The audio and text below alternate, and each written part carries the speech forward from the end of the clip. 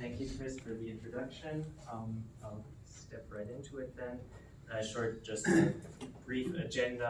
I will first talk about previous work and where to put into this paper specifically, into what I'm doing and into my PhD topic.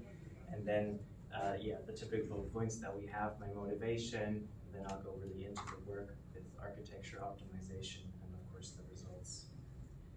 I'm a PhD student at the University of Bremen, and actually my main topic is the industry and how to efficiently integrate the industry into the future energy network. So we're looking at 2030, 2050 here.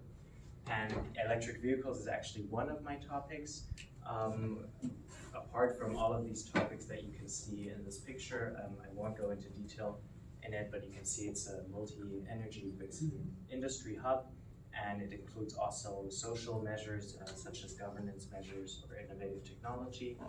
I've done two previous works on basically electric mobility and how it can help the industry previously.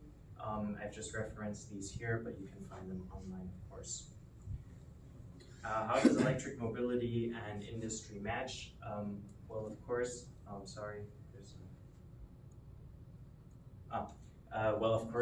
the motivation is actually quite clear. This is stuff that all of you know, of course. The number of EVs are rising, and what we also know is that 97% of the time electric vehicles are actually parking. So we have huge storage capacities, which are stationary basically for most of the time. And these storages we can of course use, and in my case it's the industry that would use them.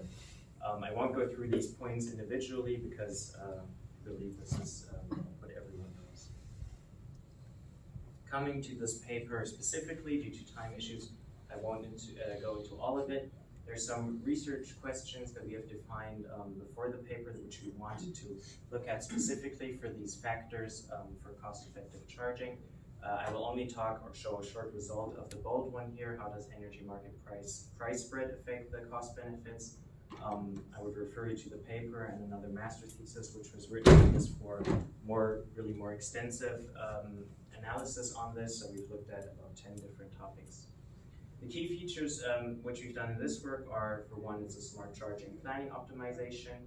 We use real EV model data, so actually EVs which are on the street in Germany right now, and the distribution of it.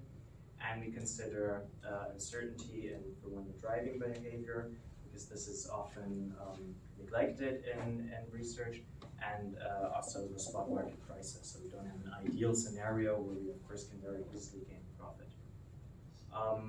In general, it's also an individual EV price arbitrage optimization. This means that we don't look at the electric vehicles as a collective, but actually consider the objective of each individual electric vehicle. If you look at the architecture, it's quite simple. We have electric vehicles, which we consider as agents, and each electric vehicle has an objective, or can have its own objective. In this, the results I'm presenting, they all do have the same objective. To simplify it a bit. And then we have an energy management agent, which in this case can be defined as a parking lot energy management agent. So electric vehicles will park at this parking lot, and there's a charging station there, so the storages can be used by the industry. And then the energy management trades basically the storage energy on the market. I've said that we use real EV data, so this is just what I wanted to show real quick here. So we're using the electric vehicles on the market currently in Germany. We have different arrival and departure times where we use the data from the statistical office of when the people will arrive at the company. And the arrival SOC depends, of course, on how far they have driven the day before since the last time they arrived. Also here we use data from the statistical office in Germany.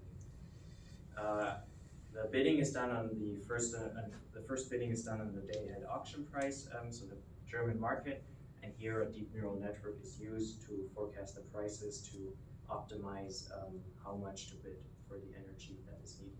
Here is just a small example figure. Of course, there's lots more on this of the departure times we, for example, used. This is the normal distribution over the times from the statistical office, and you can see here that we consider part-time and full-time working employees.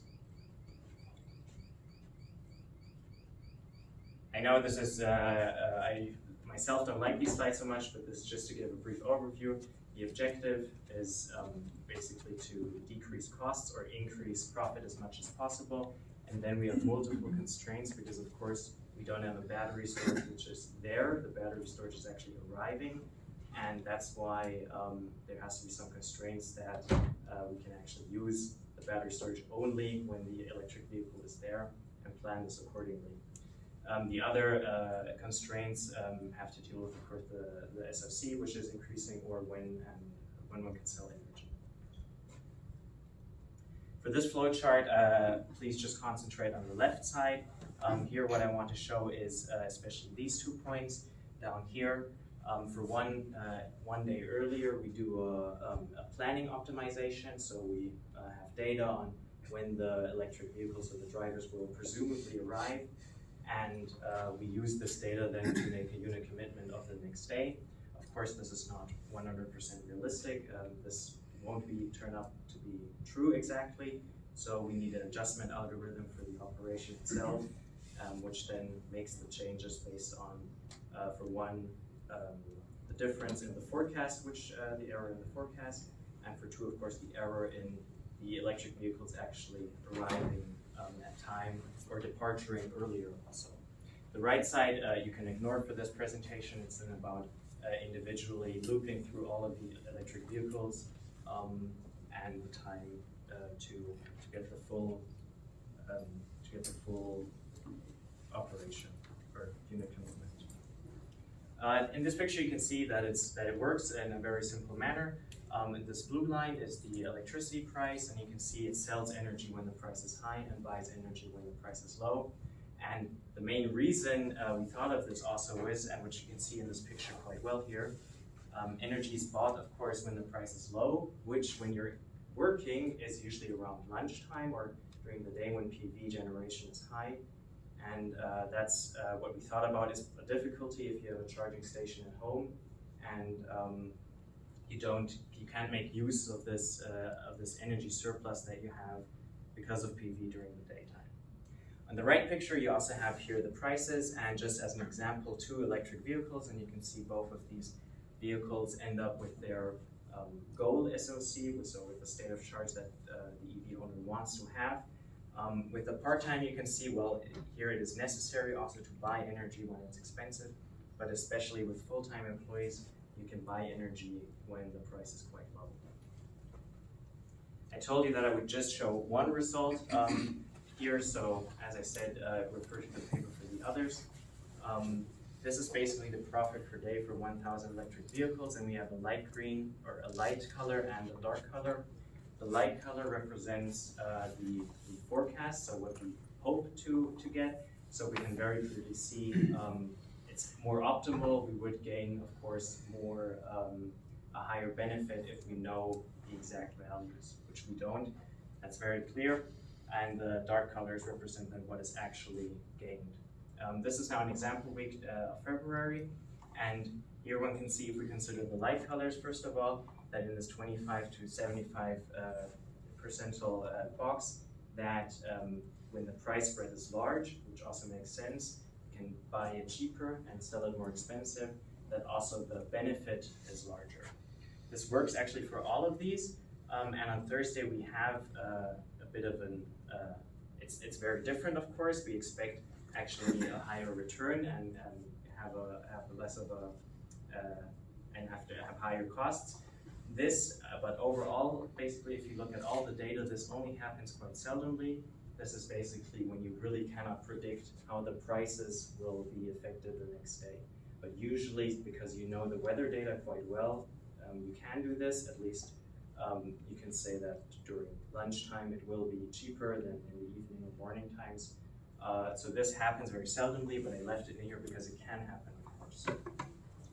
Now this was all done on the spot market. I don't know, I probably can't see it that well. I'll read it out.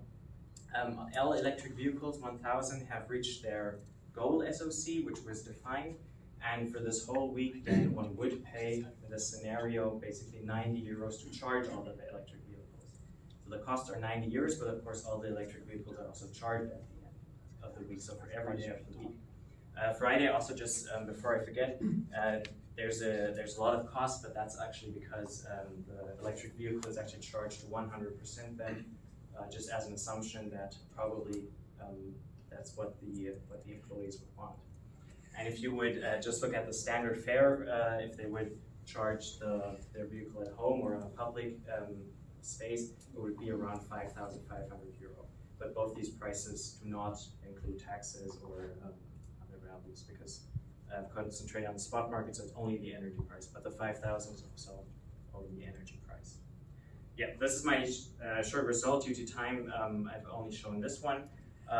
In summary, we've managed to charge all electric vehicles till the departure time, which is of course a very important factor for the electric vehicle owners. They do not want to leave with an empty battery. Another plus is of course there's no home charging station needed. We see that electric vehicles are mostly used in urban areas where you also cannot necessarily have your own home charging station. The price for energy is cheaper. This depends very strongly on the regulation. Of course, it's not possible at the moment to just trade on the spot market as you wish. So this is, of course, a key factor. And a negative aspect is, of course, that the battery ages a bit faster. But the idea here is you might need the storage anyway, and why not use the storage which is already on the road? The outlook is one can use different time of use tariffs to just not just make it based on price, because if everyone does this, of course, you have this anarchy, and this you could easily change if you very specifically change the price to it. We also can choose their own objective, so this can be a future work where everyone has really a different objective, and to really put in operation, of course, something like a rolling horizon forecast is needed. And more information here, lots of credit goes out to Thomas Knief. He was my master's student, who has worked on this also quite extensively, and has did an even more analysis than is in this presentation or in the paper on all of these topics. So please contact me if you want it. It's in German, but with Google Translate or others, it's of course easy to understand anyway. Yeah. That's it for me. Thank you very much, and I'm open for questions.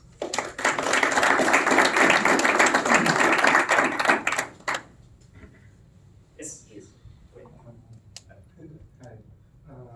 I just wanted to know, how did you achieve your optimization goals? Did you use a mixed integer linear programming? This is linear programming. Yeah. If tools, we use Python Gurobi actually. That's Python with Gurobi. Yeah. Yes, please. Christopher Manos from the National Technical University of Athens.